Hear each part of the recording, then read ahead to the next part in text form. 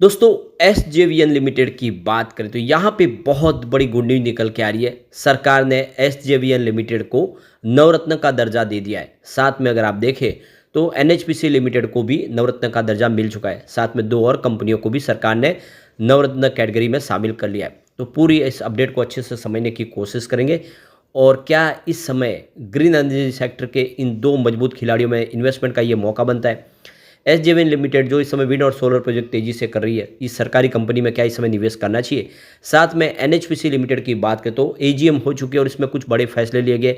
यहाँ पे कंपनी ने फंड रेजिंग के लिए भी शेयर होल्डर की रजामंदी ली है और साथ में अगर आप देखें तो मैनेजमेंट में कुछ बदलाव हुए।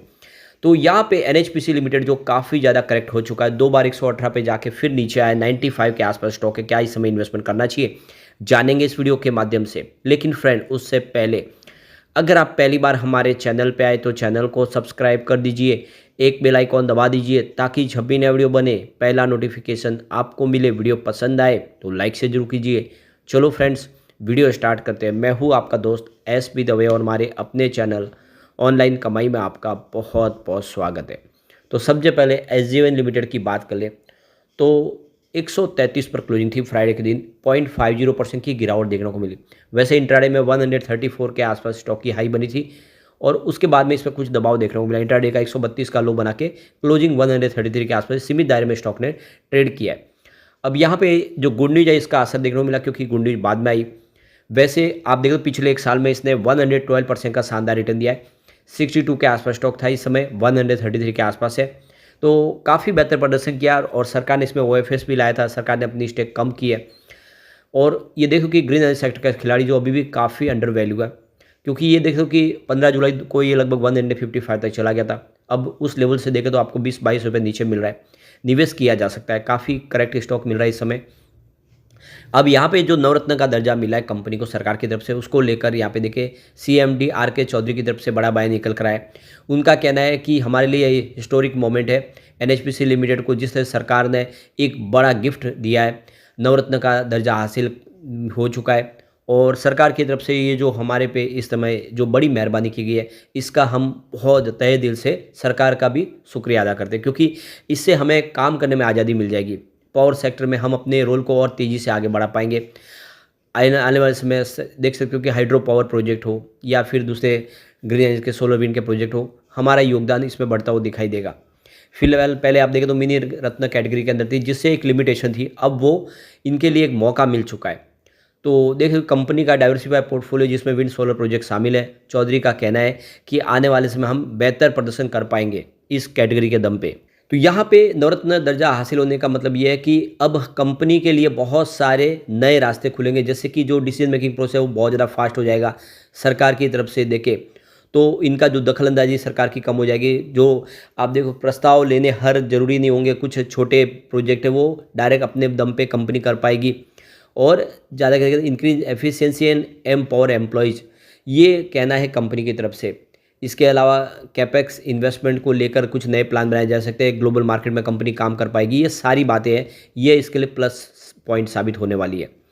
तो देख सकते हो कि यहाँ पे सरकार की तरफ से एनएचपीसी लिमिटेड, एसजेवीएन लिमिटेड और solar energy corporation India limited और रेलटेल कॉर्पोरेशन को एक साथ में 4 कंपनियों को नवरत्न का दर्जा सरकार ने दे दिया है। तो कल फ्राइडे 30 अगस्त को सरकार की तरफ से बड़ा फैसला लिया गया, जिसमें सतलुज जल विद्युत निगम लिमिटेड यानी एसजेवीएन लिमिटेड और ये 4 और कंपनियां जिनको नवरत्न का दर्जा मिल चुका है।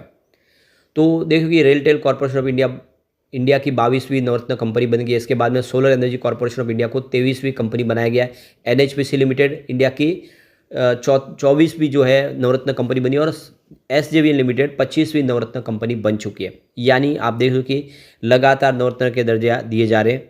इससे पहले देखें तो आप देखिए आरवीएनएल को भी नवरत्न का दर्जा सरकार ने दिया था। साथ में सरकार ने इरडा को भी नवरत्न का दर्जा दिया था। अब यहाँ अगर हम इसके शेयर होल्डिंग पैटर्न को देखें तो Shimla based SJVN limited company के अंदर शेयर होल्डिंग पैटर्न में 55% की हिस्सेदारी भारत सरकार के पास है और 26.85% की जो हिस्सेदारी वो हिमाचल प्रदेश सरकार की है और 18.15% की जो पब्लिक शेयर होल्डिंग है। तो मिनिस्ट्री ऑफ पावर के अधीन एनएचपीसी भारत में सबसे बड़ी हाइड्रो पावर डेवलपमेंट ऑर्गेनाइजेशन है। फरीदाबाद बेस्ड इस कंपनी में सोलर और विंड प्रोजेक्ट काफ़ी अच्छे कर रही है कंपनी। रेलटेल देखें तो ये सरकार की एक रेलवे सेक्टर की कंपनी है और solar energy company green energy sector के लिए कंपनी। तो इस तरह से 4 कंपनियों को इस बार सरकार ने मौका दे दिया है। तो नवरत्न दर्जा मिलने का मतलब क्या है? भारत सरकार की तरफ से टॉप टियर पीएसयू को नवरत्न का दर्जा दिया जाता है। तो नवरत्न दर्जा हासिल होने इन कंपनियों को काफ़ी ज़्यादा आज़ादी मिल जाती है। सरकार की बिना मंजूरी के भी 1000 करोड़ के फंड रेज कर सकते हैं कंपनियों को 1 साल के भीतर अपने नेटवर्थ का 30% निवेश करने की स्वतंत्रता है, बशर्ते 1000 करोड़ से वो कम हो। ये जॉइंट वेंचर्स भी बना सकते हैं, अलायंस भी बना सकते हैं और विदेश में सब्सिडी स्थापित भी कर सकते हैं। तो ये सारी बेनिफिट इनको मिल जाती है। तो एक तरह से देखें तो इनके लिए एक गोल्डन अपॉर्चुनिटी है। तो ये बहुत बड़ा गिफ्ट सरकार ने इन कंपनियों को दिया है। अब एनएचपीसी लिमिटेड की बात कर ले तो यहाँ पे देख सकते हो कि 97.15 पर क्लोजिंग थी, 2.24% की शानदार तेजी देखने को मिली।